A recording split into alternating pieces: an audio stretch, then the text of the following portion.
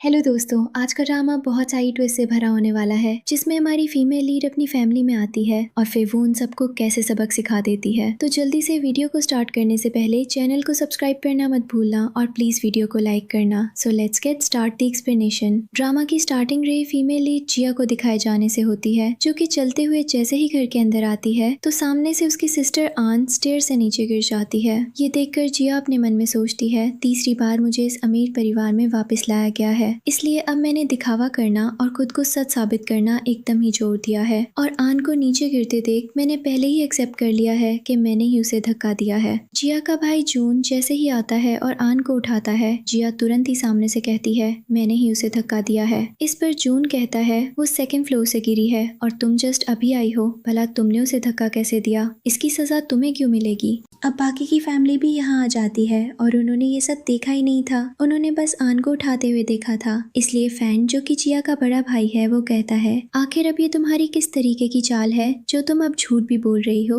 वो भी बेवजह के। और फिर सभी लोग आन को देखना शुरू कर देते हैं कि कहीं उसको ज्यादा चोट तो नहीं आई। उन सबको देखकर जिया अपने मन में सोचती है, मैं लिन परिवार की बायोलॉजिकल डॉटर हूँ, लेकिन बचपन में मैं खो गई। बड़े होने के बाद जब मैं वापस आई तो मुझे इस घर में आए हुए 2 साल भी नहीं हुए कि मुझे 2 बार घर से निकाला गया, जिससे मुझे बहुत ज्यादा तकलीफ हुई। पहली बार जब मुझे घर से निकाला गया तो मैं अपने अडॉप्टिव पेरेंट्स के घर चली गई, जहाँ पर उन लोगों ने मेरे ऊपर बहुत सारे अत्याचार किए। वहाँ मुझे जल्दी सुबह उठना पड़ता था और कुत्तों की तरह दिन भर काम करना पड़ता था। वहाँ तुम चैन से खाना भी नहीं खा सकती थी। और ये सारे सीन हमें दिखाए जाते हैं। दूसरी दफ़ा जब मुझे घर से निकाला गया तो दोबारा से मैं अडॉप्टिव पेरेंट्स के घर गई, लेकिन वहाँ तो उन्होंने लगभग मुझे घर से बाहर निकाल दिया और शर्त रखी कि अगर मैंने एक बूढ़े आदमी से शादी नहीं की तो वो मुझे घर में घुसने नहीं देंगे। और अब तीसरी बार मुझे वापस लाया गया है और अब मैंने फैसला किया है, मैं हम्बली किसी के साथ पेश नहीं आने वाली। शांति से रहकर बस ये अमीरों वाली जिंदगी जीनी है, ताकि मुझे जीने के लिए रिसोर्सेज मिलते रहें और कोई ज़रूरत नहीं है मुझे माँ बाप के प्यार की, और ना मुझे चाहिए। मॉम आन से कहती है, तुम ठीक हो ना?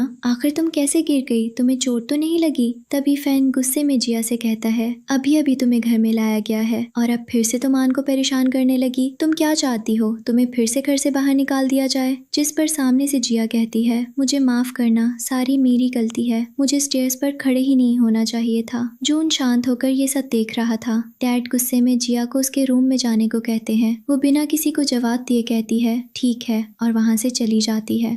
मॉम अपने मन में सोचती है, कितनी अजीब बात है, हमेशा की तरह वो रोई नहीं और उसने तमाशा नहीं किया और वो तुरंत ही उसे आवाज देती है। इस पर आन रोकर ड्रामा करने लगती है कि उसे दर्द हो रहा है। By the way, what a rubbish family. India होता तो ऑफ कोर्स अडॉप्टेड डॉटर को बाहर फेंक देते और बायोलॉजिकल डॉटर को इतना प्यार करते। व्हाटएवर। सारी फैमिली आन को देखने लगती है कि उसे कहाँ चोट लगी है, कहाँ पेन हो रहा है। ये देखकर जिया आ जाती है और अपने मन में सोचती है, अगर वो आन से प्यार करते हैं तो चाहे ये कुछ भी करे, किसी को परेशान करे, हंगामा करे या मार भी दे, तो इसे प्यार करेंगे। लेकिन अगर वो मुझे प्यार नहीं करते, मैं चाहे उनके लिए कुछ भी कर लूं, वो मुझे प्यार नहीं करेंगे। और वो आकर बिस्तर पर लेट जाती है और एक चैन की सांस लेते हुए कहती है, भले ही लिन फैमिली मुझे प्यार नहीं करती, पर यहाँ पर मुझे किसी थरकी बूढ़े से शादी करने के लिए मजबूर नहीं किया जाएगा। और फिर उसे बाहर से उसके पेरेंट्स की आवाज़ आती है, जो कि आन को बोल रहे थे, तुम्हें परेशान होने की ज़रूरत नहीं है, आज मॉम तुम्हारा फेवरेट खाना बनाएगी। उसका भाई कहता है, टेंशन मत लो, आइंदा मैं तुम्हारे साथ रहूंगा, वो तुम्हें कभी परेशान नहीं कर पाएगी। उन सब की ऐसी बातें सुनकर जिया अपने मन में सोचती है, इन्हें सबको देखकर ऐसा लगता है कि मैं कभी भी इस परिवार में घुल मिल नहीं पाऊंगी। और फिर वो खुद से कहती है, कोई बात नहीं, मुझे इस फैमिली में फिट होने के लिए एफर्ट्स नहीं लगाने चाहिए, जो कि मेरे लिए परफेक्ट है ही नहीं। मुझे अपने एंट्रेंस एग्जाम की प्रैक्टिस करनी चाहिए ताकि मैं सबको हरा सकूं, और मुझे एक अच्छा स्कूल मिल सके ताकि मेरा फ्यूचर अच्छा हो। और फिर वो अपनी स्टडीज में लग जाती है। स्टडीज करते करते वो सोचती है, जब मैं फर्स्ट टाइम इस फैमिली में आई थी तभी मुझे फील हुआ था कि मैं इसमें इन्वॉल्व नहीं हो सकती। और फिर हमें फ्लैशबैक दिखाया जाता है। वो फर्स्ट टाइम आकर अपना नाम अपने भाइयों को बताती है। आन भी वहीं पर होती है और वो जिया को देखते ही कहती है, मेरे भाइयों, मुझे लगता है कि अब मॉम डैड मुझे पसंद नहीं करेंगे।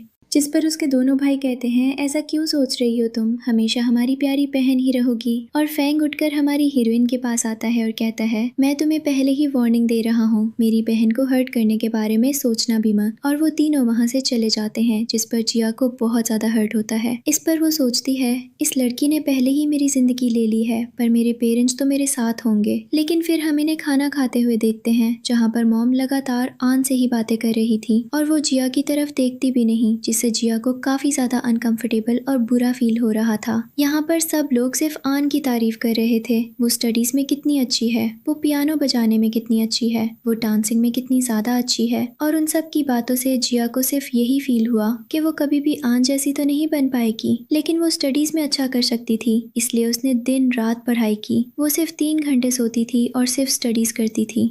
जिसके बाद एग्जाम में उसने टॉप 10 में अपनी जगह बनाई। जिसके बाद वो अपने पेरेंट्स को अपना रिजल्ट दिखाने के लिए लेकर आती है, जिसे देखकर उसके पेरेंट्स थोड़ी सी हैरान होते हैं और उसकी मॉम थोड़ी सी खुश भी होती है और थोड़ी सी तारीफ करती है। कि तभी आन कहती है, तुमने इतनी आसानी से ये एग्जाम कैसे कंप्लीट कर लिया, तुम्हें पता भी है ये कितना ज्यादा हार्ड था। सब बच्चे बोल रहे थे बहुत ही ज्यादा हार्ड है, और तुम तो पहले स्टडीज में अच्छी भी नहीं थी, कहीं ऐसा तो नहीं कि तुमने चीटिंग की है। ये सुनकर तो पेरेंट्स बहुत ही ज्यादा नाराज हो जाते हैं। यहाँ तक कि जिया के डैड तो उसके रिजल्ट को उसके ऊपर फेंक कर मारते हैं और उसे थप्पड़ भी मारते हैं। मॉम कहती है, तुमने हमारे परिवार की बेइज्जती करा कर रख दी। चीटिंग तो आज तक हमारे खानदान में किसी ने नहीं की। जिससे जिया को एहसास हो जाता है कि वो इस फैमिली की नजरों में कभी ऊपर नहीं उठ सकती। जिसके बाद उसे निकाल दिया गया और सेकंड टाइम उसने एकदम शांत रहना सीख लिया। पर एक पार्टी के दौरान आन ने उसके ऊपर नेकलेस चोरी का इल्जाम लगाया, लेकिन उसकी वीडियो जिया ने पार्टी में सबके सामने दिखा दी कि देखो, आन ने मेरे बैग में जानबूझकर वो नेकलेस रखा था। लेकिन पार्टी खत्म होने के बाद उसके घर वालों ने उसे बाहर निकाल दिया, ये कहते हुए कि आज उसने सबके सामने उनकी बहुत इंसल्ट कराई है। जिया उन लोगों से कहती है कि उसने ही मुझे फंसाने की कोशिश की, मैंने तो कुछ किया भी नहीं। लेकिन उसकी बात कोई भी नहीं सुनता। उल्टा उससे ये कहा जाता है कि अगर आन ने उसके साथ शरारत करती तो उसने इस तरीके से सबके सामने लिन फैमिली की इंसल्ट क्यों की। साथ ही आन को भी बदनाम करने की कोशिश की और कोई भी उसकी बात सुनने को तैयार नहीं था। मॉम भी उसे ये कहती है कि तू हर टाइम आन से क्यों जेलस रहती है, और फिर उसे निकाल दिया जाता है। सीन वापस प्रेजेंट में शिफ्ट होता है, जहाँ पर जिया कहती है, ये फैमिली अंधों की फैमिली है और ये लोग किसी की नहीं सुनते, ये पूरी तरीके से पार्शियलिटी करते हैं। इसलिए मेरे पास अब एक ही तरीका है आगे बढ़ने का, वो है मेरी स्टडीज। मुझे अपने फ्यूचर को अच्छा बनाना है ताकि मुझे किसी और के ऊपर डिपेंड ना रहना पड़े। अब अगली सुबह का सीन दिखाया जाता है, जहाँ पर जिया स्कूल जाने के लिए जैसे ही घर के बाहर आती है तो आन जल्दी से जाकर कार में बैठ जाती है, जिसे देखकर जिया अपने मन में सोचती है, अकॉर्डिंग टू कस्टम फैंग की कार में सिर्फ आन ही बैठ सकती है, उसको भी आने जाने की इजाजत है। मुझे लगता है कि मुझे इससे दूर ही रहना चाहिए, फालतू में सुबह सुबह क्यों मुसीबत मोल लेना। और वो सोचने लगती है कि अभी तक वो ड्राइवर क्यों नहीं आया जो कि मुझे स्कूल से लाना ले जाना करता है। आन अपने भाई से कहती है, हम अभी तक क्यों नहीं निकले, जिस पर उसका भाई जिया से पूछता है कि क्या तुम्हारी बस नहीं आ रही। इस पर वो कहती है कि मैं ड्राइवर का इंतजार कर रही हूँ, वो अभी तक क्यों नहीं आया। साथ ही वो याद करती है कि जब वो फर्स्ट टाइम उस कार में बैठ गई थी तो आन को एलर्जी हो गई थी और उसको हॉस्पिटल में एडमिट कराना पड़ा था। डॉक्टर ने बताया था कि उसको एलर्जी हुई है जो कि बैक्टीरिया वगैरह की वजह से हुई है। और पूरी फैमिली ने डायरेक्टली तो नहीं बोला, लेकिन सबकी आंखों ने बता दिया था कि उनका पूरा शक जिया के ऊपर ही था और वो लोग उसे बहुत ही ज्यादा अनहाइजीनिक समझ रहे थे। सीन वापस प्रेजेंट में शिफ्ट होता है। जून जिया से कहता है, ड्राइवर ने छुट्टी ली है इसलिए कार में बैठ जाओ। ये सुनकर वो अपने मन में सोचती है, फिर से ये लड़की मुझे उकसाना चाहती है, कितनी बचकानी हरकत है। और वो कहती है, नहीं, मैं बस से चली जाऊंगी। फैंग जून से कहता है, आज तुम्हें इतनी फिक्र क्यों हो रही है। आन भी जल्दी से कहती है, मेरी मॉर्निंग में एक इवेंट है, मुझे देर हो रही है। फैंग कहता है, हाँ चलो चलते हैं, वैसे भी इस देहाती लड़की को आज वॉक करने का मन है क्योंकि हमारे घर से बस स्टैंड आधे घंटे की दूरी पर है। इस पर जिया कहती है, किसने कहा कि मैं बस से जाऊंगी। आन बोलती है, तो तुम क्या सोच रही हो, टैक्सी लोगी। मैं तुम्हें बता दूं, इस इलाके में टैक्सी मिलना बहुत ही ज्यादा मुश्किल है बिकॉज ये रईसों का इलाका है। जून बोलता है, तुम एक काम करो, तुम एक प्राइवेट कार बुक कर लो, पर लेकिन तुम्हारे पास कार बुक करने के पैसे होंगे। अरे बेचारी लड़की। और वो दोनों बहन भाई उसे चुराते हुए हंसने लगते हैं, जिस पर जिया सामने से कह देती है, आपने सही कहा, मेरे पास तो पैसे ही नहीं है, तो क्या आप मुझे कुछ पैसे उधार दे सकते हैं? और वो अपना QR आगे कर देती है, जिस पर जून उसको पैसे ट्रांसफर कर देता है, वो भी पूरे 10,000 युआन। इस पर तो आन और फैंग शॉक हो जाते हैं और वो लोग वहाँ से चले जाते हैं। जिया भी काफी ज्यादा हैप्पी हो जाती है और वो सोचती है, ये तो समर में किए गए काम से भी ज्यादा पैसे मैंने कमा लिए, वो भी एक बार में। और फिर वो एक साइकिल निकालती है, ये कहते हुए, पैदल चलना बहुत ही ज्यादा थका देने वाला है, शुक्र है मेरे एक पुराने दोस्त ने मुझे ये साइकिल दे दी। जिसके बाद वो स्कूल में पहुंचती है तो तुरंत सभी बच्चे उसे घेर लेते हैं, ये कहते हुए, अरे तुम वापस आ गए क्या? तुम फिर से हमारा होमवर्क करोगी? इस बार हम तुम्हें डबल पैसे देंगे। जिया भी उन सबके काम को एक्सेप्ट कर लेती है, पर अपने मन में सोचती है, लिन फैमिली के सपोर्ट की वजह से मुझे स्कूल में एडमिशन मिल गया। यहाँ पर सभी रिच बच्चे पढ़ते हैं और उनमें से ज्यादातर बच्चे अपना फैमिली बिजनेस ही संभालेंगे, इसलिए वो लोग पढ़ाई पर इतना ध्यान नहीं देते और ना ही होमवर्क करना चाहते हैं। वो लोग होमवर्क से बच जाते हैं और इस तरीके से मैं कुछ पैसे भी कमा लेती हूँ। एक लड़का उसके पास आता है जो कहता है, फाइनली हमारी क्लास की सबसे इंटेलिजेंट लड़की वापस आ गई। पिछली बार जो तुम गई थी तो मुझे बहुत टेंशन हो गई थी कि अब मेरा मन कैसे लगेगा उसको देखकर। जिया अपने मन में सोचती है, ये चाओ परिवार का ये वारिस जो दिखने में एकदम आयश और कामचोर लगता है, लेकिन ये स्टडीज में बहुत ही ज्यादा अच्छा है। तभी यहाँ एक लड़की आती है और वो जिया से कहती है, तुम एक काम करो, मेरे घर पर चलो, क्योंकि मेरी मॉम को पता नहीं मेरे लिए एक छोटी बहन चाहिए, वहाँ पर तुम बहुत ही ज्यादा मजे से रहोगी। उसको देखकर जिया अपने मन में सोचती है, ये लाई परिवार की बेटी है, इनका बिहेवियर बहुत ही ज्यादा अच्छा है और काफी ज्यादा सीधी सादी है। इसकी फैमिली का बिजनेस पूरे वर्ल्ड में फैला हुआ है और ये मेरे साथ काफी सॉफ्टली पेश आती है। तभी यहाँ पर एक और लड़की भागते हुए आती है और कहती है, अरे जिया जरा देखने दो, ये देखो कौन आया, तुम अब मेरे साथ मेरे घर पर रहोगी, मैं तुम्हारे खाने पीने का पूरा खर्चा उठाऊंगी। जिसे देखकर जिया अपने मन में सोचती है, ये शाय फैमिली की डॉटर है, जीनी मेरे लिए सबसे ज्यादा दयालु है।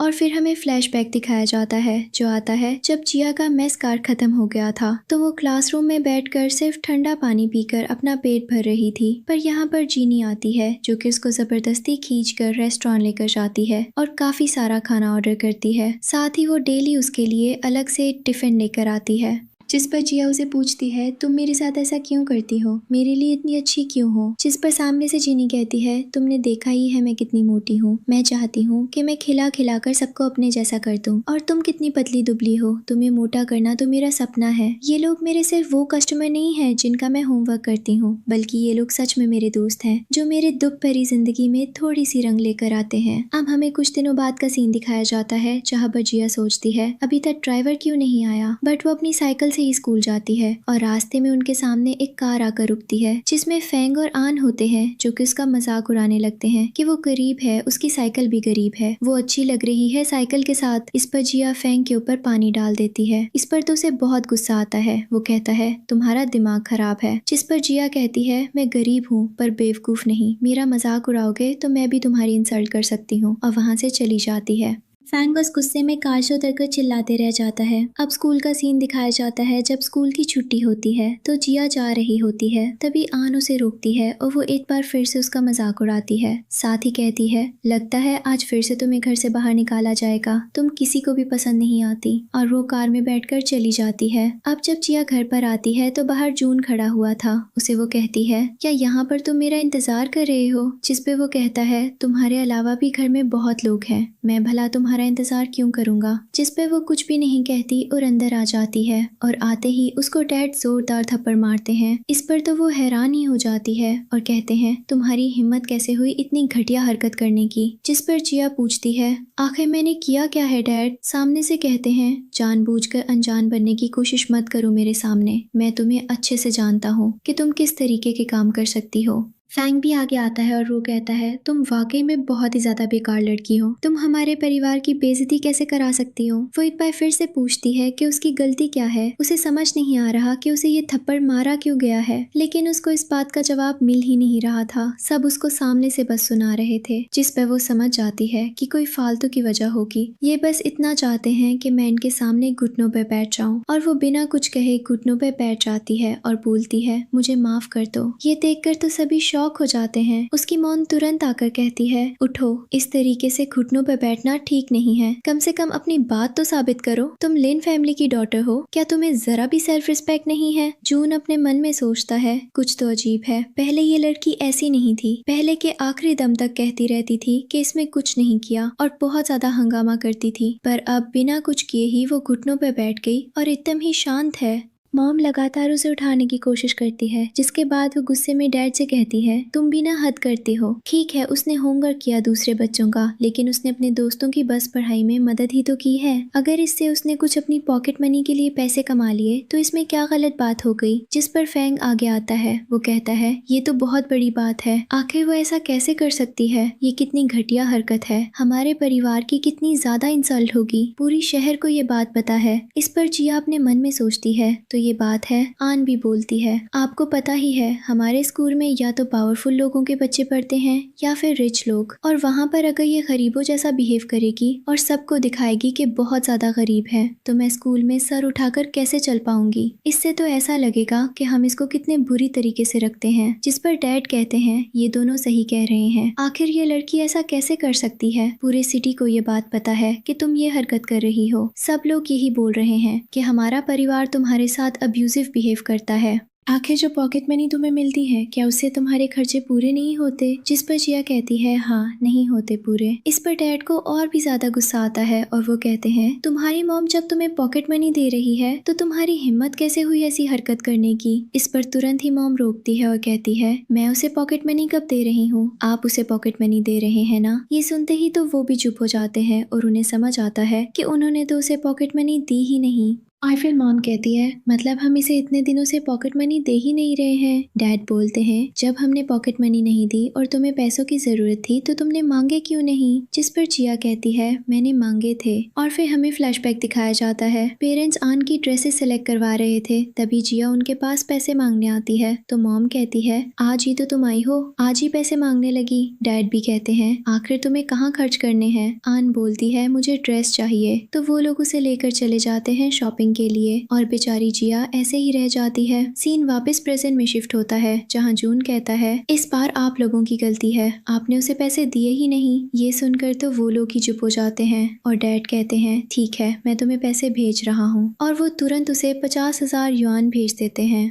मॉम जल्दी से जिया को खड़ी करती है और कहती है, तुम्हें हर महीने इतने पैसे मिल जाएंगे, और क्योंकि तुम आम से अलग हो और ज्यादा पैसे नहीं संभाल सकती, इसलिए तुम्हें 50,000 युआन दिए जा रहे हैं। जब तुम इतने सारे पैसे संभालना सीख जाओगी तब तुम्हारी पॉकेट मनी बढ़ा दी जाएगी। इस पर जिया कहती है, ठीक है, तो अब मैं अपने रूम में जा रही हूँ, और वो जाने लगती है। फैंग बोलता है, ये लड़की बहुत ही ज्यादा लालची है, पैसे देकर देखा ना कितनी ज्यादा खुश हो गई। आन कहती है, ये सब कुछ मेरी वजह से हुआ है, पहले मुझे बात का पता कर लेना चाहिए था। मुझे तो बहुत ज्यादा गिल्टी फील हो रहा है, रात को नींद भी नहीं आएगी। पर फैंग कहता है, तुम्हें गिल्टी फील करने की जरूरत नहीं है, वो लड़की लालची है। इस पर जिया पीछे घूमती है और कहती है, मुझे बस 50,000 युआन मिले, जहाँ तक मुझे पता है आपने हाल ही में कार ली है, उसके मुकाबले तो ये बहुत कम है। जिस पर वो चिढ़ कर कहता है, ये मेरे मॉम डैड का पैसा है, मैं उनका सगा बेटा हूँ, मैं जितना चाहे उतने पैसे खर्च कर सकता हूँ। इस पर जिया कहती है, तो मैं भी तो उनकी बायोलॉजिकल डॉटर हूँ, तो मुझे भी तो उनका पैसा खर्च करने का हक है। ये सुनकर तो सभी लोग चुप हो जाते हैं। मॉम कहती है, बस ये बात यहीं खत्म हुई, जिया तुम अपने रूम में जाओ। और अब जिया अपने रूम में आ जाती है, जहाँ पर वो बहुत खुश होती है और कहती है, एक थप्पड़ के बदले 50,000 युआन सही है। और फिर उसने अपने पैर में जो पैड्स लगा कर रखे थे वो उन्हें निकालती है और कहती है, मैं जानती थी कि ये फैमिली कैसी है, अच्छा है मैंने पहले से तैयारी की थी। और तभी मॉम यहाँ आ जाती है, जो कि उसके लिए मिल्क लेकर आई थी। वो कहती हैं, मैं जानती हूँ आज तुम्हारे साथ गलत हुआ है, पर तुम अपने डैड को इसके लिए ब्लेम नहीं कर सकती, क्योंकि तुम्हारा रिकॉर्ड रहा है पहले से, तुम ऐसी ऐसी चीजें करती आई हो। पर कोई बात नहीं, आगे से हम तुम्हारी जरूरतों का ख्याल रखेंगे। और वो उसके पास आने लगती हैं, लेकिन जिया पीछे हो जाती है। इस पर मॉम कहती है, क्या तुम अपनी मॉम के क्लोज नहीं आना चाहती? क्या तुम उनसे बातें नहीं करना चाहती? जिस पर वो साफ इनकार कर देती है।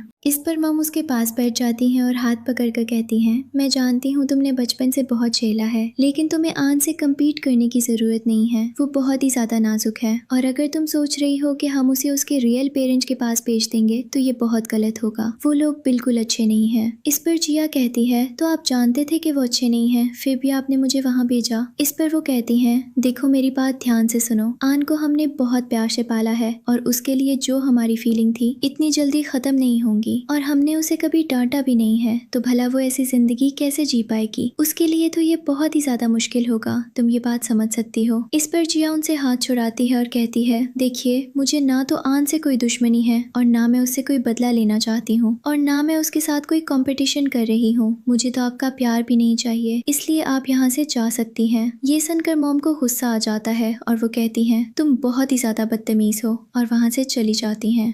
इसके बाद जिया खुश हो जाती है और फिर कहती है, अब मुझे जो जो करना है मैं वो सब कुछ करूंगी। मैं अपनी सारी बुक्स खरीदूंगी, साथ ही मुझे अपनी इंग्लिश स्पीकिंग ठीक करनी है, इसलिए मैं इंग्लिश क्लासेस भी लूंगी। और वो तुरंत अपनी दोस्त को कॉल करके क्लासेस के लिए बोल देती है। अब वो देर रात तक पढ़ाई करती है और टाइम देखती है तो रात के करीब 1 बज जाते हैं, जिसके बाद वो सोचती है, आन बोल रही थी कि उसको गिल्ट है, उसको नींद भी नहीं आएगी, चलो जाकर चेक करते हैं। और वो उसके रूम में पहुंच जाती है जहाँ पर आन तो गहरी नींद में सो रही थी, पर जिया दूर से चिल्लाकर उसे उठा देती है, जिस पर वो चिल्लाकर उठती है और यहाँ पर उसकी मॉम और फैंग आ जाते हैं। वो सीधा ही जिया को डांटना शुरू कर देते हैं। मॉम कहती हैं, आखिर तुम कैसी हरकतें कर रही हो, इसे परेशान क्यों कर रही हो, वो भी इतनी रात को। फैंग जिया के ऊपर बहुत ही ज्यादा चिल्लाता है। आन कहती है, ये मेरे रूम में आखिर आई क्यों है, क्या ये मुझसे बदला लेने आई है? जिस पर जिया भी रोने की एक्टिंग करते हुए कहती है, नहीं नहीं ऐसा नहीं है, मैं भला तुमसे बदला क्यों लूंगी? वैसे भी लेन फैमिली ने तो मेरे ऊपर कितने सारे एहसान किए हैं और आज तुम बोल रही थी कि तुम्हें गिल्ट है, तुम्हें नींद नहीं आएगी, तो मुझे तुम्हारे लिए बहुत बुरा लग रहा था, इसलिए मैं तुम्हारे रूम में तुमसे बात करने आई थी कि आज हम दिल खोलकर बात करेंगे और मैं तुमसे माफी भी मांगना चाहती थी कि तुम मेरी वजह से गिल्टी फील मत करो, लेकिन मैंने देखा कि तुम सो रही हो और तुम अचानक से उठ गई। मॉम कहती है, अच्छा तो फिर ये बात है। और वो आन से कहती है, तुम्हारी बहन तुमसे बात करने आई थी, इस बात को भूल जाओ। जिस पे वो कहती है, नहीं। और जिया से चिल्ला कर कहती है, दफा हो जाओ, मैं तुम्हें देखना नहीं चाहती। जिया भी कहती है, ठीक है, पर अगर तुम्हें नींद ना आए मेरे रूम आ जाना, बात करेंगे। इस पर तो आन और भी ज्यादा चिल्लाती है और जिया वहाँ से चली जाती है। अगली सुबह का सीन दिखाया जाता है। इन दोनों की मुलाकात फिर से हो जाती है, जहाँ पर जिया आन से कहती है, नींद अच्छे से आई ना? इस पर तो वो चिढ़कर उसे बेवकूफ बोलकर चली जाती है। अब जिया स्कूल के लिए निकल रही थी। यहाँ पर मॉम, डैड और फैंग आ जाते हैं। अगली सुबह का सीन दिखाया जाता है। इन दोनों की मुलाकात फिर से हो जाती है, जहाँ पर जिया आन से कहती है, नींद अच्छे से आई ना? इस पर तो वो चिढ़कर उसे बेवकूफ बोलकर चली जाती है। अब जिया स्कूल के लिए निकल रही थी। यहाँ पर मॉम, डैड और फैंग आ जाते हैं। डैड कहते हैं, मुझे पता चला है कि ड्राइवर छुट्टी पर है, इसलिए मैं तुम्हारे लिए दूसरा ड्राइवर रखा है। जिस पर जिया कहती है, नहीं नहीं, उसकी जरूरत नहीं है, मैं साइकिल से ही चली जाऊंगी। जिस पर वो कहते हैं, ठीक है, तो मैं तुम्हें 10,000 भेज रहा हूँ, अगर तुम्हें साइकिल चलाने से थकान हो तो टैक्सी ले लेना। मॉम कहती हैं, जब तुम स्कूल से आ जाओगी तो मैं तुम्हें शॉपिंग पर लेकर चलूंगी। इस पर जिया साफ इनकार कर देती है, बिकॉज उसने तो अब इंग्लिश क्लासेस भी ज्वाइन कर ली थी और उसके पास टाइम ही नहीं था। इस पर मॉम कहती है, तुम मेरे साथ क्यों नहीं जाना चाहती? जिस पर जिया कहती है, आप तो हमेशा ही आन के साथ शॉपिंग पर जाती हैं, तो आपके पास तो टाइम ही नहीं होगा। इस पर वो कहती है, नहीं नहीं, मेरे पास टाइम है। पर जिया कहती है, नहीं, मैं इतनी एक्सपेंसिव जगह पर कभी नहीं गई, मुझे लगता है अगर मैं आपके साथ जाऊंगी तो शायद आपकी फैमिली का इंसल्ट हो जाएगा। जिस पे मॉम कहती हैं, ठीक है, तो मैं तुम्हें 30,000 भेज रही हूँ, तुम जहाँ से शॉपिंग करती हो वहाँ से अपने लिए नए कपड़े खरीद लेना। और वो भी उसे पैसे भेज देती हैं, जिसके बाद वो खुश हो जाती है और बाय बोलकर वहाँ से चली जाती है। फैंग कहता है, आप लोग उस पर इतने मेहरबान क्यों हो रहे हैं? अब रात को हम इन सभी को डिनर करते हुए देखते हैं, जहाँ पर डैड आन से कहते हैं, तो बताओ तुमने अपनी अब्रॉड स्टडी के बारे में क्या सोचा है, तुम किस में एडमिशन लोगी? इस पे वो कहती है, स्टडीज तो अब्रॉड में ही करूंगी, बस अभी ये नहीं सोचा कि किस में एडमिशन लूंगी। डैड कहते हैं, ठीक है, टेंशन मत लो, डायरेक्ट कॉलेज से बात करूंगा, फंडिंग दूंगा और एडमिशन हो जाएगा। आन जिया से कहती है, बहन तुमने क्या सोचा है, तुम क्या करोगी? तुम भी मेरे साथ अब्रॉड स्टडी के लिए चलो ना। लेकिन फिर वो कहती है, अरे अरे मैं तो भूल गई थी, तुम्हारी इंग्लिश बहुत ही ज्यादा वीक है, तुम अब्रॉड मेरे साथ स्टडी कर ही नहीं सकती। अब्रॉड क्या, तुम यहीं किसी कॉलेज में एडमिशन मिल जाए, कोई छोटा मोटा डिप्लोमा जिससे तुम्हें कोई जॉब मिल जाए तो ज्यादा अच्छा होगा। मॉम कहती है, मैंने सोचा है कि ये हमारी ही कंपनी में एक छोटे एम्प्लॉय के तौर पर जॉब करना स्टार्ट कर सकती है। इन सब पर जिया अपने मन में सोचती है, मैंने खुद ही सोचा है कि मुझे फ्यूचर में क्या करना है, मुझे इनके काम की जरूरत ही नहीं है। और वो अपना खाना खत्म करके आ जाती है। अगले दिन हम उसको उसके दोस्तों के साथ स्कूल में देखते हैं, जहाँ पर वो कहते हैं, कितना पढ़ाई करोगी,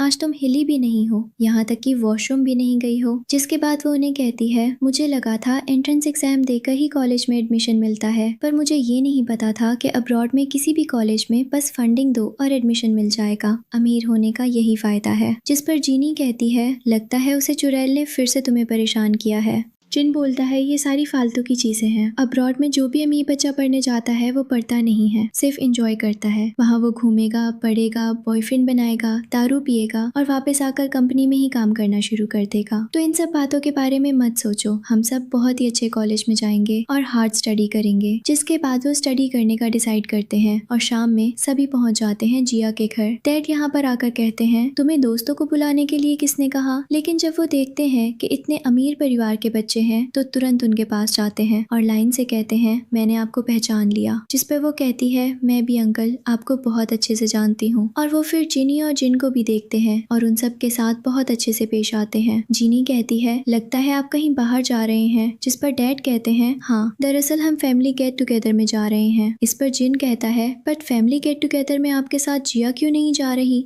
इस पर मॉम कहती है, वो क्या है ना, जिया को ऐसी चीजें पसंद नहीं है, इसलिए हम उसकी प्राइवेसी में भी दखल नहीं देते। डैड कहते हैं, तो फिर ठीक है, आप लोग यहाँ पर अच्छे से पढ़ाई करो। और वो जिया से कहते हैं, अपने दोस्तों का अच्छे से ध्यान रखना, उनको अच्छे से खिला पिला कर भेजना। इस पर जिया कहती है, मैं कैसे कर पाऊंगी, सभी नौकर को तो आपने छुट्टी दे दी है, घर पर मेरे अलावा कोई रहेगा भी नहीं। डैड कहते हैं, ऑर्डर कर लेना। और वो उसे 5,000 युआन भेजते हैं। जिस पर लेन कहती है, इससे तो बस हमारी सिर्फ चाय ही आएगी, क्योंकि हम चाय भी बहुत एक्सपेंसिव पीते हैं। चीनी बोलती है, अरे टेंशन मत लो, मैं अपने डैड से पैसे लेती हूँ। इस पर तुरंत ही डैड उन्हें रोक देते हैं और कहते हैं, मैं हूं ना बेटा, तुम्हें परेशान होने की जरूरत नहीं है। और वो जिया को और 1,00,000 युआन भेज देते हैं। जिसके बाद वो सभी रूम में चले जाते हैं। तभी डैड जिया को रोक कर कहते हैं, ये सभी बहुत ही ज्यादा अमीर परिवार के बच्चे हैं, तुम्हें इनसे ज्यादा दूरी बनाकर रखनी चाहिए, वरना इनको लगेगा कि तुम गवार हो। इस पर वो कहती है, ठीक है, और चली जाती है।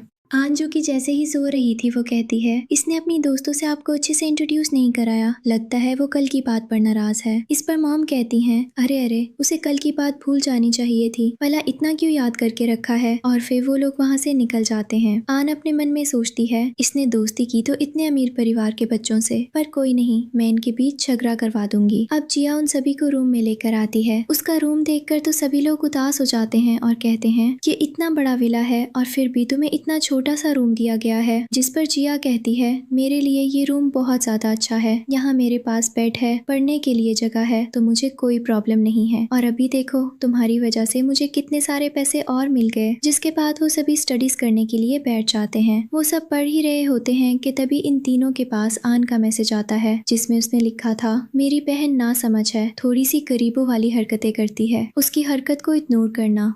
ये मैसेज देखकर सबको बहुत गुस्सा आता है और वो कहते हैं, ये कितनी बेकार लड़की है। लेन कहती है, अभी इसको बहुत गंदा सुनाऊंगी कि आइंदा मुझे मैसेज नहीं कर पाएगी। चीनी भी बोलती है, तुम सही कह रही हो। पर तभी चिन कहता है, बिल्कुल नहीं, वो हमारे बीच झगड़ा कराना चाहती है और हम सब जानते हैं कि उसने पहले भी जिया को कितना ज्यादा परेशान किया है, तो ये एक अच्छा मौका है उसे सबक सिखाने का। मेरे पास एक अच्छा आइडिया है, जल्दी मेरे पास आओ, आइडिया बताता हूँ। अब दूसरी तरफ हम आन को देखते हैं, जो कि अपने पेरेंट्स के साथ डिनर कर रही थी, लेकिन वो उनको भी मैसेज कर रही थी। डैड कहते हैं, तुम क्या कर रही हो? जिस पर वो कहती है, आप जाओ फैमिली के साथ एक डील करना चाहते थे, मेरे पास उसका एक अच्छा आइडिया है। इस पर डैड कहते हैं, तुम कितनी छोटी बच्ची हो और इन सारी चीजों की टेंशन ले रही हो। जिस पर वो कहती है, आप मुझे बहुत ही कम मांगते हैं, मेरे पास एक बहुत ही अच्छा तरीका है। डैड कहते हैं, तरीका बताओ। आन अपने डैड से कहती है जिन मेरा बहुत ही अच्छा दोस्त है, जिस पर डैड कहते हैं पर वो तो जिया के साथ था ना। जिस पर वो कहती है वो तो सिर्फ दिखावा है, वो देहाती है तो वो बस उसके ऊपर तरस खाता है, सबसे अच्छा दोस्त तो वो मेरा है। अगले महीने मेरा बर्थडे है ना, उसमें मैं उसको और उसके डैड को बुलाऊंगी और आपसे इंट्रोड्यूस कराऊंगी। जिस पर डैड बहुत खुश हो जाते हैं और उसकी तारीफ करने लगते हैं और वो अपने मन में सोचती है अब तुम्हारे दोस्त मेरे होंगे। अगले दिन स्कूल का सीन दिखाया जाता है। ये सभी लोग जा रहे होते हैं। पीछे से आन आती है और कहती है अरे वाह हमारी मुलाकात हो गई, क्या तुम अपने दोस्तों से मेरी दोस्ती नहीं करवाओगी? इस पे जिया कहती है बिल्कुल नहीं और अपने दोस्तों को लेकर चली जाती है। जिस पे आन कहती है जितना ज्यादा सोचना है सोच लो, तुम्हारे दोस्त तो मेरे ही होकर रहेंगे। अब ये सभी लोग बैठकर खाना खाते हैं और वहाँ पर आन भी पहुँच जाती है और उन लोगों से बात करने की ट्राई करती है। यहाँ पर वो जानबूझकर चीनी की फेवरेट डिश को अपनी फेवरेट डिश बताती है, जिस पर चीनी उससे बात करने लगती है। इस पर जिया कहती है तुम मेरी दोस्त हो ना, ये क्या कर रही हो?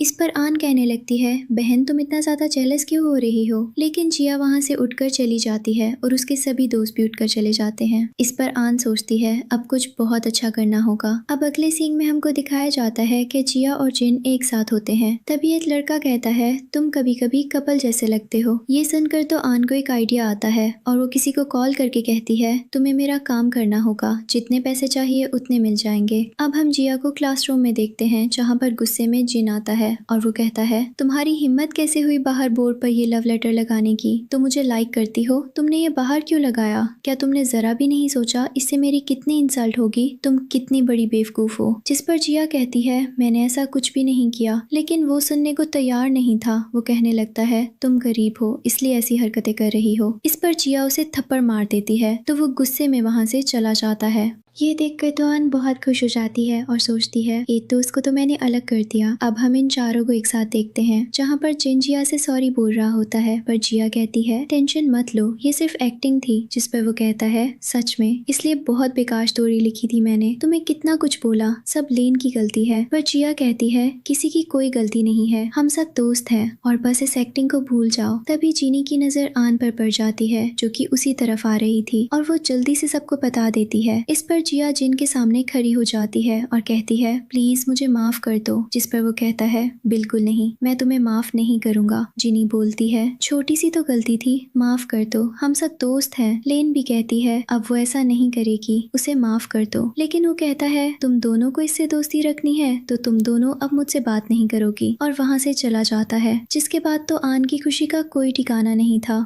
अब जब जिया घर पर आती है तो आन उसके पास आती है और कहती है आज तो बड़ा ही मजा आया स्कूल में, तुम्हारा प्यारा दोस्त तुमसे दूर हो गया। जिस पर जिया कहती है हम सब अच्छे दोस्त हैं, थोड़ी सी नाराजगी है वो ठीक हो जाएगी। लेकिन आन कहती है बिल्कुल नहीं, अब वो दोस्त मेरे बनेंगे, जैसे मैंने तुम्हारी फैमिली को तुमसे छीन लिया तुम्हारे दोस्तों को भी छीन लूंगी। और इतराते हुए चली जाती है। अब अगले दिन का सीन दिखाया जाता है जहाँ पर ये तीनों लड़कियां बैठकर खाना खा रही थी कि तभी आन यहाँ पर आकर बैठ जाती है और वो कुछ स्नैक्स भी लेकर आई थी और उन्हें खाने को ऑफर करती है। लेन और जीनी खाने लगते हैं तो जिया कहती है हमने डिसाइड किया था कि तुम ऐसा नहीं करोगी। जिस पर जीनी कहती है अरे यार क्या ही हो गया, खाने की तो चीज है, खाएंगे नहीं तो क्या करेंगे। तभी लेन बोलती है हम लोग ड्रिंक लेकर आते हैं और जल्दी से चली जाती है। उसके बाद आन जिया से कहने लगती है तुम्हें क्या लगता है तुम्हारी दोस्ती बहुत गहरी है, मैं 2 मिनट में तुड़वा सकती हूँ। इस पर जिया कहती है ये जिन नहीं है कि तुम्हारी बातों में आ जाएगा, वैसे भी मैं जानती हूँ कि तुमने जानबूझकर झगड़ा करवाया था, तुमने ही जरूर लेटर लगवाया होगा। इस पर वो कहती है हाँ वो मैंने ही किया था। और जैसे ही ये दोनों वहाँ पर आती हैं तो तुरंत ही आन कहती है तुम मेरी बहन को अपनी बहुत अच्छी दोस्त समझती हो, लेकिन पीठ पीछे वो तुम्हारी बुराई कर रही थी। इस पर जिया कहती है नहीं मैंने ऐसा कुछ भी नहीं किया। जिस पर आन कहती है बहन झूठ क्यों बोल रही हो, अभी तो तुमने मेरे सामने कहा कि ये बहुत ही ज्यादा इतराती है, अपने पैसों का घमंड करती है और तुम इसे बिल्कुल भी पसंद नहीं करती, बस तुमने दोस्ती इसलिए रखी है ताकि तुम्हें कोई परेशानी ना हो स्कूल में। इस पर जियालेन कहती है तुम मेरे साथ ऐसा कैसे कर सकती हो, तुम तो सच में बहुत ही ज्यादा बेकार हो। मैंने तुमसे दोस्ती की और तुमने मेरे साथ ऐसा सलूक किया, अब से मेरी दोस्ती खत्म। और वो वहाँ से चली जाती है। जिसके बाद आन बहुत खुश हो जाती है। अब हम आन को वॉशरूम में देखते हैं जहाँ पर जिनी और लैन आती है और वो दोनों जिया की भर भर के बुराइयां करती हैं। और उसकी बुराइयां सुनकर तो आन को इतनी खुशी होती है जैसे किसी ने इसको चांद पर भेज दिया हो। अब क्लासरूम का सीन दिखाया जाता है जहाँ पर लेन आकर जिया के साथ झगड़ा करने लगती है और चीनी उनको रोकने की एक्टिंग कर रही थी। लेन जिया के ऊपर पानी गिरा देती है और कहती है तुम बहुत बुरी हो, जिस पर जिया कहती है तुम भी एक घमंडी प्रिंसेस हो जो हर स्कूल को और हर जगह को अपने बाप की जागीर समझती है। जिस पर लेन बोलती है मुझे अफसोस है मैंने तुमसे दोस्ती की। जिया भी कहती है मुझे भी अफसोस है तेरे साथ दोस्ती करने का। लेन जीनी को लेकर वहाँ से चली जाती है। आन जिया से कहती है मुझे अफसोस है तुम्हारे दोस्त तुम्हें छोड़कर चले गए, जिस पर जिया भी वहाँ से गुस्से में चली जाती है। अगले सीन में जिया अपने दोस्तों के पास आती है तो देखती है कि आन उनके पास बैठी हुई थी। वो कहती है तुम यहाँ क्या कर रही हो, जिस पर उसकी दोनों दोस्त कहती हैं ये हमारी अब सबसे अच्छी दोस्त है। इस पर जिया कहती है तुम लोग मेरे साथ ऐसा कैसे कर सकते हो, तुम लोग पहले मुझसे एग्री करते थे ना कि ये अच्छी लड़की नहीं है। जिस पर वो लोग कहते हैं हाँ हम पहले जानते नहीं थे पर अब जान चुके हैं। जिन भी कहता है यहाँ से दफा हो जाओ, हम लोग अच्छे दोस्त हैं अब। आन उठकर आगे आती है और कहती है बहन मैंने तुमसे कहा था ना मैं तुम्हारे दोस्तों को छीन लूंगी, मैंने छीन लिया, अब तुम्हारी कोई हैसियत नहीं है। अब हम इनको घर पर देखते हैं जहाँ पर सभी लोग खाना खा रहे थे। आन अपने डैड से कहती है मेरे बर्थडे में मैं अपने दोस्तों को बुलाऊंगी। ये सुनकर तो वो खुश हो जाते हैं। तभी हमारी हीरोइन उठकर जाने लगती है तो आन जानबूझकर उसे कहती है तुम अपने दोस्तों को नहीं बुलाओगी। इस पर जिया कहती है मेरा कोई दोस्त नहीं है। जिस पर डैड कहते हैं उस दिन तुम्हारे दोस्त आए तो थे, क्या हुआ अब दोस्ती टूट गई। और वो सब उसका मजाक बनाने की कोशिश कर रहे थे लेकिन जिया वहाँ से आ जाती है। अब हमको बर्थडे पार्टी दिखाई जाती है जहाँ पर सभी लोग बहुत एक्साइटेड थे कि इतने अमीर परिवार के बच्चे आएंगे, उनके पेरेंट्स भी आएंगे। एंड डैड तो स्पेशली ये सोच रहे थे कि आखिर वो किस तरीके से बिजनेस की बात करेंगे उनके पेरेंट्स के साथ। और वो बार बार एन से यही पूछते हैं कि तुम्हारे दोस्त कब आएंगे। और तभी यहाँ पर वो तीनों आ जाते हैं। एन खुश होकर उनकी तरफ भाग कर जाती है हक करने के लिए, लेकिन वो लोग तो उसकी साइड से गुजरकर हमारी हीरोइन को हक करते हैं और उसे बर्थडे विश करने लगते हैं। इस पर एन कहती है तुम लोग क्या कर रहे हो। वो कहते हैं हमारी दोस्त का बर्थडे है, हम उसका बर्थडे सेलिब्रेट करने के लिए आए हैं, हम तुम्हें क्यों बताएं हम क्या कर रहे हैं। जिस पर डैड कहते हैं पर आज तो एन का बर्थडे है। वो लोग कहते हैं पर हमें पता है कि आज हमारी दोस्त का भी बर्थडे है और स्पेशली हम उसी के लिए आए हैं। डैड बोलते हैं आन ने तो कहा था कि तुम लोग उसके बर्थडे पर आ रहे हो। जिस पे वो कहते हैं बिल्कुल भी नहीं। जिन जल्दी से माइक पर जाता है और सभी को बताता है कि वो लोग अपने दोस्त जिया के बर्थडे के लिए आए हैं और कोई भी फालतू की गलतफहमी ना पाले। जिसके बाद तो वो लोग केक भी लेकर आए थे। आन तो गुस्से से पागल ही हो जाती है और कहने लगती है तुम्हारी इतनी हिम्मत, मुझे धोखा दिया। और अपनी मॉम डैड से कहने लगती है यहाँ से भाग जाओ। इस पे उसके पेरेंट्स उसे रोकते हैं। उसकी मॉम भी उसे शांत रहने को कहती है। चीनी कहती है एक काम करते हैं, अकेले में कहीं जाकर केक कट करते हैं, यहाँ पर लोग बहुत परेशान कर रहे हैं। और वो लोग वहाँ से चले जाते हैं। अब हम इन तीनों दोस्तों को रोड पर देखते हैं जहाँ पे वो लोग कहते हैं आज तो मजा आ गया। लेन कहती है फ्यूचर में भी हम उसके साथ ऐसा ही करेंगे। इस पे जिया कहती है बिल्कुल नहीं, तुम लोग मेरे दोस्त हो, मैं तुम्हारा यूज नहीं कर सकती। खैर अब मुझे जाकर पढ़ाई करनी है।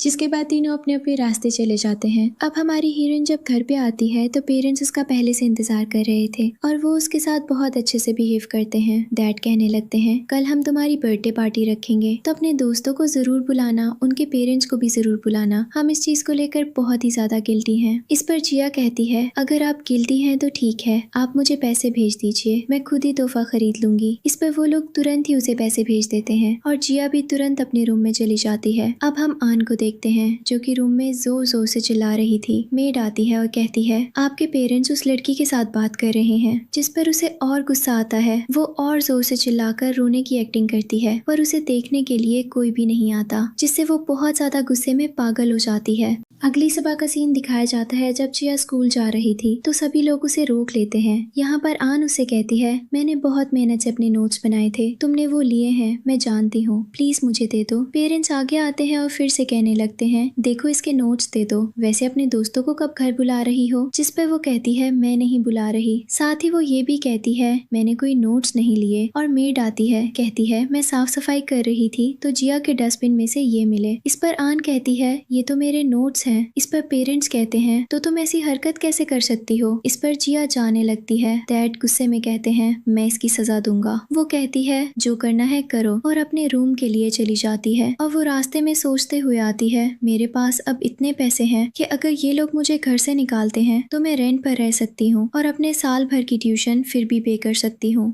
अब अगले दिन जब वो खाना खाने आती है तो सभी लोग टेबल से उठकर चले जाते हैं और वो सब उसके साथ अजनबियों जैसा बिहेव करते हैं। मॉम भी उसे चिढ़ाने के लिए जानबूझकर आन से कहती है चलो तुम्हें शॉपिंग पर लेकर चलती हूँ, लेकिन हमारी हीरोइन को इन सब से जरा भी फर्क नहीं पड़ता और वो बस अपनी पढ़ाई पर फोकस करने पर ही ध्यान देती है। जिया सोचती है कमाल की बात है, इस बार इस फैमिली ने मुझे घर से बाहर नहीं निकाला। इन लोगों ने ज्यादातर मुझे नजरअंदाज किया। इनके द्वारा नजरअंदाज किया जाना बहुत ही ज्यादा अजीब लग रहा है, लेकिन मजेदार है। जिया के पास उसके एक दोस्त का कॉल आता है और वो उसे घूमने के बारे में पूछती है, पर वो उसे साफ इनकार कर देती है। इसके बाद वो कड़ी मेहनत करती है अपने एंट्रेंस एग्जाम को लेकर। वो दिन रात पढ़ाई करती है, डेली सुबह 5 बजे उठती है और अपना एक भी मिनट बर्बाद नहीं करती। एक दिन वो देखती है कि पूरी फैमिली वेकेशन पर जा रही है। आन बोलती है क्योंकि मैं इसके बाद अब्रॉड चली जाऊंगी स्टडीज के लिए, इसलिए मेरी फैमिली मुझे घुमाने के लिए लेकर जा रही है, हमें माफ करना, हमें लगा कि तुम नहीं जाओगी। तभी मॉम कहती हैं अगर तुम हमें ज्वाइन करना चाहती हो तो कर सकती हो, लेकिन जिया कहती है मुझे स्टडीज करनी है, मेरा भी एंट्रेंस एग्जाम है। इस पर फैंग बोलता है तुम और एंट्रेंस एग्जाम दोगी, तुम तो वैसे भी बुद्धू हो, अगर तुमने एग्जाम क्लियर कर लिया ना मैं तुम्हारे सामने घुटनों पे बैठकर माफी मांगूंगा। और वो लोग हंसकर उसका मजाक उड़ाकर चले जाते हैं। पर इसके बाद तो जिया को पढ़ाई करने का अच्छा टाइम मिल जाता है। वो पूरे घर में अच्छे से बैठकर पढ़ाई करती है। अब दूसरी तरफ हमको वेकेशन पर ये लोग दिखाए जाते हैं जहाँ पर इनको घर वापस आना था, लेकिन आन अपने पेरेंट्स से जिद करती है कि वो कुछ दिन और वेकेशन पर ही रहना चाहती है, जिस पर उसके डैड मान जाते हैं। लेकिन मॉम कहती है मुझे लगता है कि हमें जाना चाहिए बिकॉज जिया का एग्जाम है।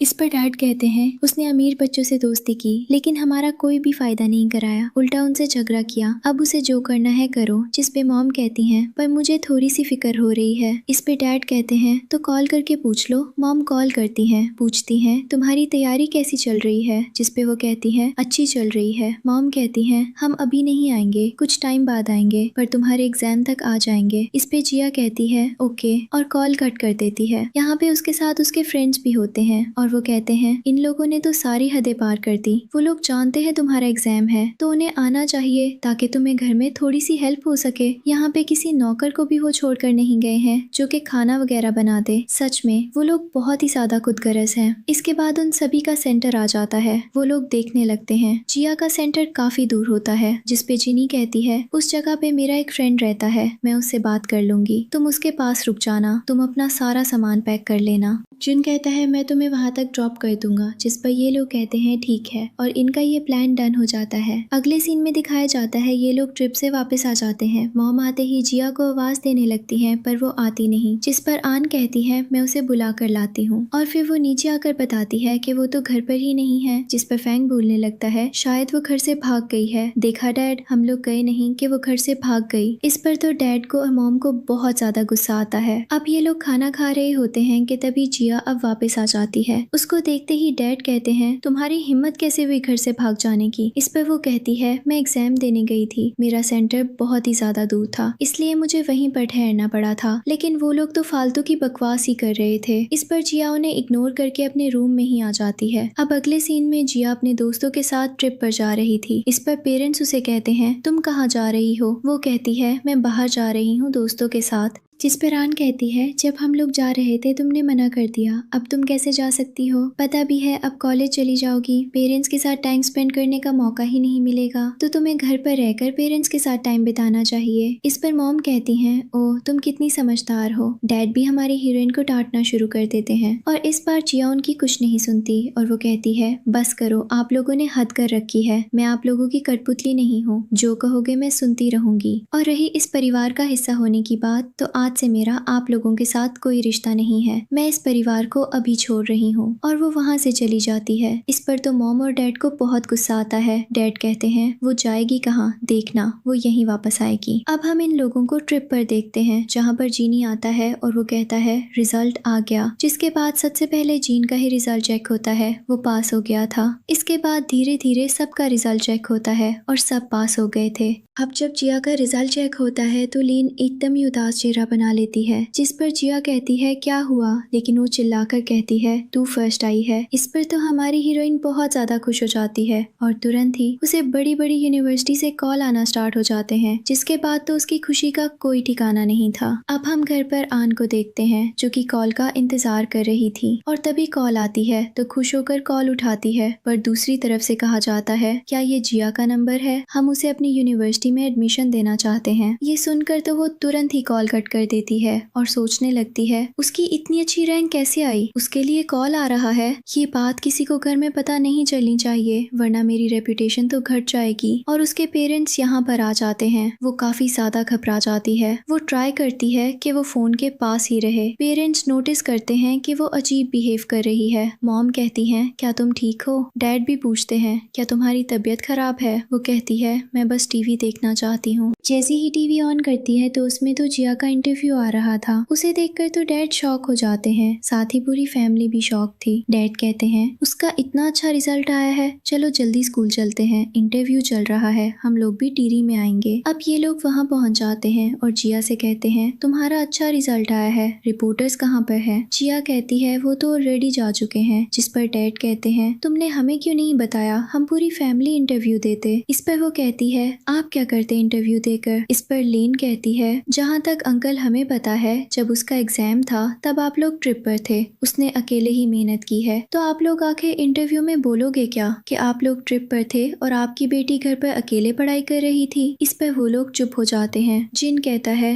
आप लोग तो समझते थे ये तो पढ़ाई में बहुत ही ज्यादा बुद्धू है, तो फिर अब ये कैसे हो गया, आपके हिसाब से तो ये पढ़ाई नहीं करती थी। इस पर डैड तुरंत ही आन से कहते हैं तुमने हमें कहा था ना कि उसके ग्रेड्स अच्छे नहीं हैं। जिस पर वो कहती है मुझे दूसरे बच्चों ने बताया था और मैं तो हर टाइम अपने काम में ही बिजी रहती थी। अब जिया फैन से कहती है तुमने कहा था कि अगर मेरी ग्रेड अच्छी आई तो तुम घुटनों पे बैठकर माफी मांगोगे, और फिर उसे वहीं घुटनों पे बैठाया जाता है। डैड उसे घर वापस आने को कहते हैं लेकिन जिया इनकार कर देती है, जिसके बाद वो कहते हैं मैं एक पार्टी रखूंगा और अगर तुम आती हो तो मैं 3% शेयर तुम्हें दूंगा। बस फिर क्या था, वो राजी हो जाती है और वहाँ पहुँच जाती है। 3% शेयर्स के डॉक्यूमेंट्स जैसे ही जिया को दिए जाते हैं तुरंत ही उसके अडॉप्टिव पेरेंट्स वहां पर आकर तमाशा शुरू कर देते हैं और वो बहुत ज्यादा फालतू की बकवास करते हैं, जिस पर जिया पुलिस को बुलाने की धमकी देती है। तो वो लोग डर जाते हैं और सीधा सीधा कह देते हैं कि हमें तो आन ने बुलाया है, और वो लोग उसे खींच लेते हैं। जिसके बाद मीडिया वाले से सवाल करने लगते हैं। डैड तो काफी ज्यादा परेशान हो जाते हैं, उनकी रेपुटेशन बर्बाद हो चुकी थी, पर अभी भी फैंग उसका सपोर्ट करता है तो वो उसे दूर से थप्पड़ मारते हैं और वो अपनी बेइज्जती से इतने परेशान होकर बेहोश हो जाते हैं। अगले सीन में हम इसको घर पर देखते हैं जहाँ पर डैड बहुत ज्यादा गुस्से में होते हैं, जहाँ पर वो कहते हैं इस लड़की को अब्रॉड भेज दो और अब ये हमारी फैमिली की रेपुटेशन को बर्बाद ना करे, इस बात का ध्यान रखना, और उसे भेज दिया जाता है। इसके बाद मॉम जल्दी से जिया को कॉल करती हैं और पूछती हैं स्टडीज कैसी चल रही है, पर वो उनसे अच्छे से बात नहीं करती। वो कहती है घर आ जाओ। जिया कहती है आखिर मैं घर क्यों आऊँ, मुझे नहीं आना, जब मैं आना चाहती थी आप लोगों ने एक्सेप्ट नहीं किया। अगले सीन में दिखाया जाता है कि जिया अपने दोस्तों के साथ है और वो यूनिवर्सिटी में काफी ज्यादा एंजॉय कर रहे थे और वो सभी बहुत ज्यादा खुश थे। नेक्स्ट सीन में आन अपने घर वापस आ जाती है और वो कहती है वहाँ मुझसे पढ़ाई नहीं हो रही, और बहुत रोना धोना करती है, लेकिन डैड तो उससे एकदम ही जुड़े हुए थे। इसके बाद वो हमारी हीरोइन की यूनिवर्सिटी पहुँच जाती है और वो गुंडे को भेज देती है उसका किडनैप करने, लेकिन हमारी हीरोइन तो यहाँ पर आ जाती है और उल्टा उसे ही थप्पड़ मार दिया। साथ में दोस्त भी होते हैं और फिर पुलिस को बुलाकर आन और उस आदमी को अरेस्ट करा दिया जाता है जो उसे किडनैप करने आया था। अब आन को डैड घर पर लेकर आते हैं और बहुत ज्यादा गुस्सा करते हैं, साथ ही उसे घर से दफा कर दिया जाता है। अभी भी फैंग उसको सपोर्ट कर रहा था। अब अकेले में हम फैंग को देखते हैं जहाँ पर उसके पास आन आती है और वो कहती है तुम बहुत ही अच्छे हो, तुम हमेशा मुझे सपोर्ट करते हो, क्योंकि हम लोगों का खून का रिश्ता नहीं है, हम शादी कर लेते हैं। ये सुनकर तो उसके होश होश आते हैं। वो मना करता है तो ये लड़की उसकी इज्जत लूटना शुरू कर देती है। ये लड़की सच में शक्ति कपूर से कम नहीं है। डैड यहाँ पर आ जाते हैं, उसे थप्पड़ मारते हैं और कहते हैं हमारे घर से दफा हो जाओ। लेकिन रात को वो उनके पर्सनल डॉक्यूमेंट्स निकाल रही होती है कंपनी के, और यहाँ पर फैंग आ जाता है तो वो उसे देखकर भागती है, वो भी उसके पीछे भागता है। अगले सीन में हम हमारी हीरोइन को यूनिवर्सिटी में देखते हैं। उसके पास कॉल आती है तो वो हॉस्पिटल आती है, जहाँ पर वो फैंग को हॉस्पिटलाइज देखती है। वो उससे काफी ज्यादा माफी मांगता है और कहता है उसकी ये हालत उस लड़की की वजह से है जिसको वो बहन मानता था और सपोर्ट करता आया था। पर हमारी हीरोइन उसे साफ इनकार करके चली जाती है कि वो सब अपना भाई एक्सेप्ट ही नहीं करेगी। पेरेंट्स भी यहाँ पर आते हैं और उल्टा उसी को डांट कर वहाँ से चले जाते हैं। लास्ट सीन में हम हमारी हीरोइन को उसके दोस्तों के साथ देखते हैं और सभी अपना अपना बिजनेस कर रहे थे और सभी की लाइफ एकदम सक्सेसफुल हो चुकी थी। इसी के साथ ये ड्रामा एंड हो जाता है।